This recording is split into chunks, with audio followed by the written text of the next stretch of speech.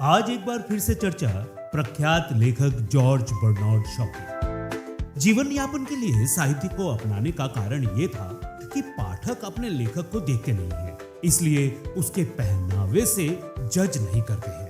व्यापारी, डॉक्टर, वकील या कलाकार बनने के लिए साफ वो उनके लिए तय कपड़े पहनने पड़ते हैं और अपने घुटने और कोहनियों से काम लेना छोड़ना पड़ता है। साहित्य ही एक ऐसा सभ्य पेशा है जिसकी अपनी कोई पोशाक नहीं है, इसलिए मैंने इस पेशे को चुना है, ऐसा जॉर्ज बर्नार्ड साहब कहते थे। सन 1880 के बाद से लेकर उनके देहांत तक और बाद में भी बर्नार्ड शॉ के विचारों ने इंग्लैंड ही नहीं पूरी दुनिया की राजनीति व जीवन को प्रभावित किया है। उनका निधन 2 नवंबर सन 1950 को हुआ था।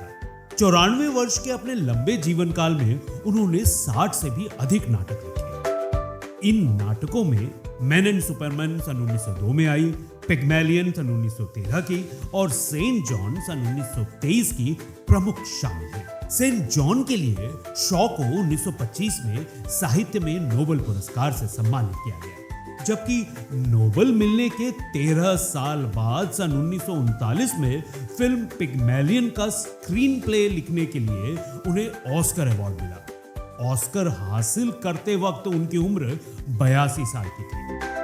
सम्मान और पुरस्कारों को नकारने वाले बर्नार्ड शॉ ने नोबेल पुरस्कार भी आसानी से नहीं लिया था। किस्सा कुछ यूं है कि नोबेल पुरस्कार को 25 वर्ष पूरे होने के उपलक्ष्य में सन 1925 में समारोह हुआ। उसी वर्ष का पुरस्कार बर्नार्ड शॉ को दिया गया था। उनसे लगभग 3 वर्ष पहले ही आयरलैंड के सुप्रसिद्ध कवि और नाटककार W.B. यीट्स को यह पुरस्कार मिल चुका था, इसलिए आयरलैंड के रचनाकार को इतनी जल्दी नोबेल देने पर दुनिया भर में कटाक्ष भी किए गए थे। जब बर्नार्ड शॉ के पास पुरस्कार की सूचना भेजी गई तो उन्होंने 1 सप्ताह तक स्वीडिश एकेडमी को जवाब ही नहीं भेजा। कयास लगाए गए कि बर्नार्ड शॉ ये पुरस्कार नहीं लेंगे। कुछ अखबारों ने जवाब देने की देरी करने पर बर्नार्ड शॉ की आलोचना भी कर डाली। हालांकि बर्नार्ड शॉ ने मुझे और कीर्ति की आवश्यकता नहीं है कहते हुए पुरस्कार ग्रहण किया और उससे प्राप्त धन को स्वीकार न करते हुए स्वीडन और ब्रिटेन के बीच साहित्यिक साझेदारी के प्रोत्साहन के लिए रख दिया था। इसी तरह ऑस्कर को भी उन्होंने स्वयं का अपमान कहा था। अब एक बात ब्रिटिश प्रधानमंत्री विंस्टन चर्चिल और बर्नार्ड शॉ के बीच की। ब्रिटिश प्रधानमंत्री विंस्टन चर्चिल को लेकर बर्नार्ड शॉ का एक व्यंग्य संवाद खासा चर्चित हुआ था। कहा जाता है कि बर्नार्ड शॉ ने पीएम चर्चिल को अपने एक नाटक के शो के 2 टिकट भेजते हुए कहा था कि आप अपने एक मित्र के साथ आमंत्रित हैं, यदि आपका कोई मित्र हो तो।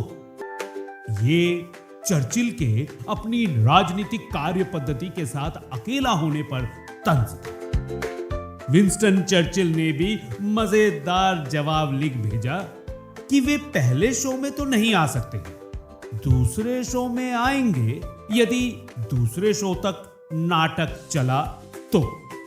हम अक्सर अंग्रेजी वर्णमाला और ग्रामर को लेकर मजाक बनाते हैं कि यहाँ जरा से हेर फेर में शब्द का अर्थ बदल जाता है, मगर उच्चारण में बहुत बारीक अंतर को समझना मुश्किल होता है। जैसे अंग्रेजी में 2 देयर, 2 एडवाइज, 2 टू हैं, आदि आदि आदि। बहुत कम लोगों को पता होगा कि अंग्रेजी को इस चक्कर से बचाने के लिए बर्नार्ड शॉ ने एक वर्णमाला की पैरवी की थी।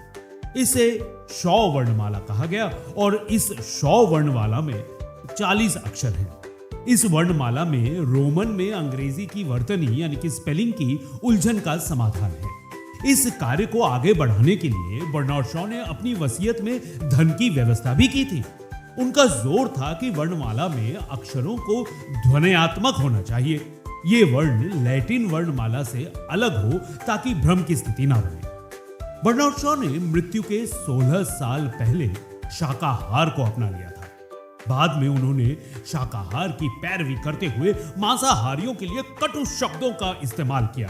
यहां तक कि बीमार होने पर डॉक्टरों ने मांस सूप लेने को कहा तो उन्होंने इस सलाह का भी माखौल उड़ाया और कहा कि मेरी अंतिम यात्रा में पशुओं, मुर्गों, बकरियों, गायों को शामिल करना और उनके गले में पट्टी बांधना कि अपनी जान बचाने के लिए इस इंसान ने हमारी जान नहीं ली।